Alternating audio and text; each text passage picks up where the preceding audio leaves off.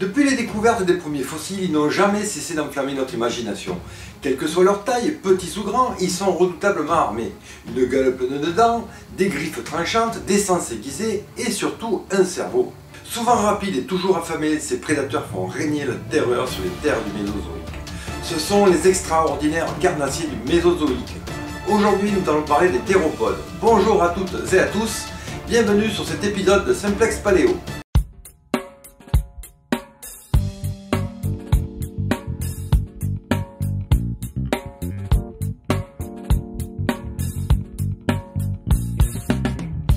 On appelle théropodes la grande famille des dinosaures carnivores bipèdes issus des archosaures. Les théropodes apparaissent au cours du Trias, plus exactement au Trias supérieur, environ 230 millions d'années en arrière. Leur particularité première, ce sont presque tous des carnivores bipèdes, aux membres supérieurs relativement petits et griffus. Lors de leur apparition, les théropodes sont plutôt des petits gabarits. Chasseurs d'insectes, de tout petits reptiles, ils ne cesseront d'évoluer durant les quelques 170 millions d'années qui vont suivre.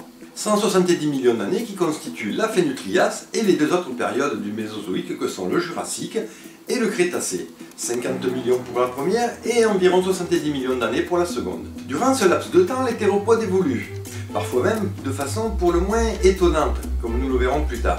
Certains d'entre eux vont atteindre des tailles considérables, probablement pour suivre le rythme de croissance des sauropodes qui constituent une grande partie de leur nourriture. Les théropodes constituent une très grande famille de dinosaures. Wikipédia, grand maître de la culture actuelle, en dénombre pas moins de 20 familles, pour le moment. Voyez donc.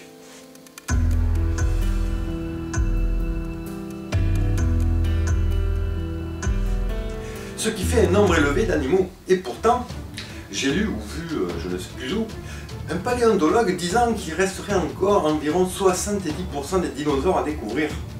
Et il est vrai qu'assez régulièrement on découvre de nouveaux animaux, comme par exemple ce cératopsien, un cousin du tricératops, qu'on a découvert ces derniers temps dans l'Utah, aux États-Unis, en mai 2016. Tout d'abord, qui sont-ils? Alors pour cela, regardons notre arbre phylogénétique ultra simplifié. Les théropodes sont ici, ils font partie du sous-ordre des théropoda, qui comme les sauropodes, que nous avons vu dans l'épisode précédent, font partie des saurichiens. Bien entendu, ils font partie des dinosaures, eux-mêmes issus des archosaures survivants lors de l'extinction Permien-Trias. Au niveau anatomique, les théropodes sont facilement identifiables. Ce sont tous des bipèdes aux membres inférieurs musclés, que ce soit pour supporter leur masse conséquente pour les plus gros, ou tout simplement pour courir rapidement, élément essentiel et indispensable à tout prédateur terrestre.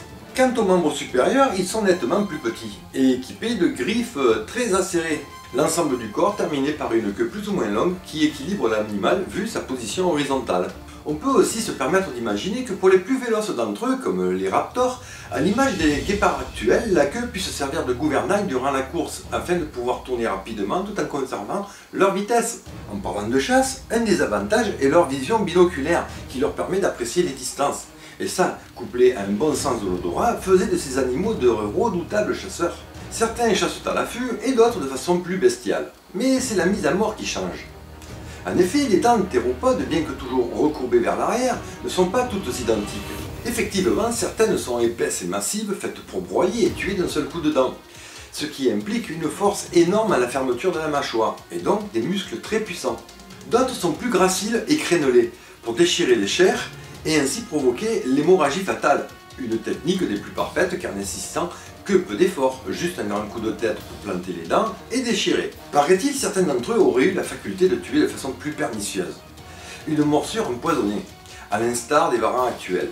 Là aussi, peu d'efforts à fournir, un peu de patience, le temps que la proie succombe à ses blessures et on passe à table. Côté anatomie interne, les théropodes sont comme les sauropodes que nous avons vus dans l'épisode précédent.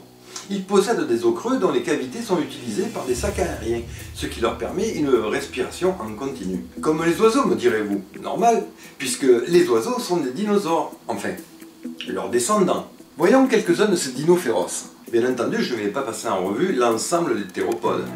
Donc je serai succinct et je resterai chez les plus énormes. Et n'énoncerai que quelques-uns des plus emblématiques à mon sens. L'allosaure. Découvert en 1877, il est un des premiers théropodes découverts.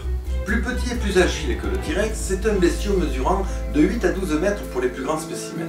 Prédateur incontesté de cette période, l'allosaure sévissait durant le Jurassique supérieur, dans ce qui est actuellement les USA et l'Europe. Il est un de ces théropodes aux dents fines et dentelées. Durant cette période, il devait être la terreur des stégosaures, et il serait possible même que celui-ci chasse en meute. Passons au suivant, le spinosaure. Les premiers ossements furent découverts en Afrique du Nord par un paléontologue allemand au début du XXe siècle. C'est un animal vraiment énorme, pouvant atteindre la taille impressionnante de 18 mètres de long.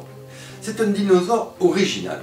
Celui-ci serait un théropode, comment dire, amphibie ou semi-aquatique. En effet, on pense qu'il passait le plus clair de son temps dans l'eau, un peu comme les crocodiles d'aujourd'hui. Car d'après la morphologie de sa gueule et de ses dents, les scientifiques l'imaginent plutôt piscivore que carnivore. Un comble pour un théropode généralement carnivore. En effet, son museau long et fin, et surtout ses dents rappellent le gavial, un crocodilien piscivore actuel. Et que dire de sa crête osseuse, qui n'est pas sans rappeler les dimétrodons et autres édaphosaures, reptiles mammaliens du Permien. Mais il y a plus étrange encore, voyez donc. Le therizinosaure. Figurez-vous que cet animal, au cours de son évolution, a pris un virage à 90 degrés. C'est une grande bestiole de pas loin de 9 mètres, pour 4-5 mètres de haut, pesant pas moins de 6 tonnes. Par définition, c'est un bipède au petit membre supérieur. Mais, parce qu'il y a un mais, regardez ici ce que veut dire therizinosaure. Comme d'hab, ce n'est pas pour rien. Il possède des griffes énormes, pas loin d'un mètre de long. Et le plus étrange, figurez-vous, c'est que c'est un théropode herbivore. Comme quoi la nature en réserve toujours des surprises. Cela dit, ce n'est qu'une théorie. Donc, à suivre. J'achèverai mon petit casting avec le dinosaure le plus connu de tous. Comme vous devez vous en douter, j'ai nommé le tyrannosaure. Cependant, permettez-moi une petite parenthèse. Ne voulant vous abreuver de noms de dinosaures à tout va, je généralise. Mais je ne tiens pas à vous induire en erreur pour autant. Aussi, sachez que lorsque je cite par exemple l'allosaure, c'est un peu comme si je vous parlais du chien. Et des chiens, comme tout le monde le sait, il y en a toute une palanquée. Du caniche au Saint-Bernard, en passant par le Labrador. Eh bien, il en va de même pour les allosaures, les tyrannosaures et tous les autres. Ce sont des familles. Donc, lorsque vous entendez parler d'allosaure ou de tyrannosaure, comme je viens de le faire, comprenez par là qu'il s'agit de tout un groupe appartenant à la même espèce. En fait, le terme exact est un clade. Ainsi, lorsque je nomme le tyrannosaure, je généralise pour une meilleure compréhension. Mais en réalité, il s'agit du clade des tyrannosauridés, qui comprend différents tyrannosaures. Et les tyrannosaures, il y en a pas mal. Et peut-être qu'on ne les a pas encore tous découverts. Parmi les tyrannosauridés, on y trouve les Tyrannosaurus, dont fait partie le fameux T-Rex. Le T-Rex est de loin le dinosaure le plus connu de tous. Il est un des derniers dinosaures de la grande famille des Tyrannosauridés, qui vécurent à la fin du Crétacé. Et il était donc un des plus évolués, puisque le dernier. Il est celui qui avait l'odorat le plus développé, un gros avantage lors de la chasse ou encore pour sentir une charogne alentour. Car ne vous faites pas d'illusions, carnivore certes, mais un repas sans effort ne se refuse pas, et c'est encore le cas aujourd'hui chez les grands prédateurs. Contrairement aux idées reçues, bien que le plus grand des tyrannosaures, comme nous l'avons vu, il n'est pas le plus grand des théropodes. Le plus grand c'est Godzilla. Je déconne. Le T-Rex ne dépasse pas les 12-13 mètres, pour quelques 6 ou 7 tonnes, alors que certains, comme le spinosaure, atteignent pas loin de 18 mètres, comme nous avons vu précédemment. Donc il le dépasse largement. Cependant, un T-Rex, à ce sujet, allez au musée, voyez un crâne de T-Rex devant vous. C'est assez impressionnant. On n'imagine pas, lorsque l'on voit un film, la taille réelle, la proportion que peuvent avoir ces animaux. Et croyez-moi, quand vous êtes en face d'un crâne de T-Rex, ça laisse dubitatif. Alors pourquoi le T-Rex est aussi connu du grand public, mis à part Jurassic Park?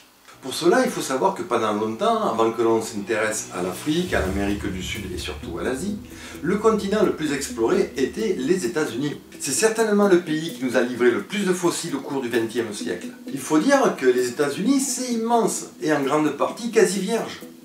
Ce qui n'est pas le cas de l'Europe qui, au cours des âges, a connu un grand nombre de civilisations. Et de ce fait, la majeure partie des dinosaures les plus connus proviennent des États-Unis.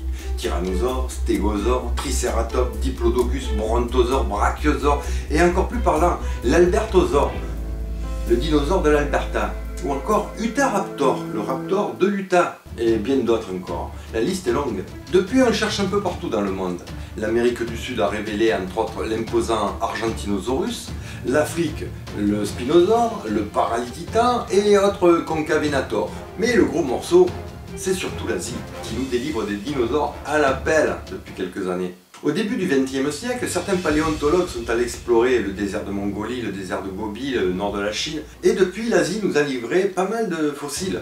Le Vélociraptor, le Microraptor, le Gigantoraptor, non pas celui-là, l'autre, voilà. Et puis les autres à l'étymologie asiatique, Guanlong, Changuiraptor, Sinornithosaurus, Mei, etc., etc. Pour conclure, je dirais simplement que l'Asie est de nouveau le nouvel Eldorado de la paléontologie. Et à mon humble avis, je pense que bien des surprises attendent les paléontologues de demain. Sur ce, chers amis, si vous êtes encore devant cette vidéo, je vous dis merci pour votre fidélité. Éventuellement, appuyez donc sur le bouton bleu, partagez, et mieux, restez informé des prochains épisodes en vous abonnant. Alors, je vous dis hasta la vista, bye bye.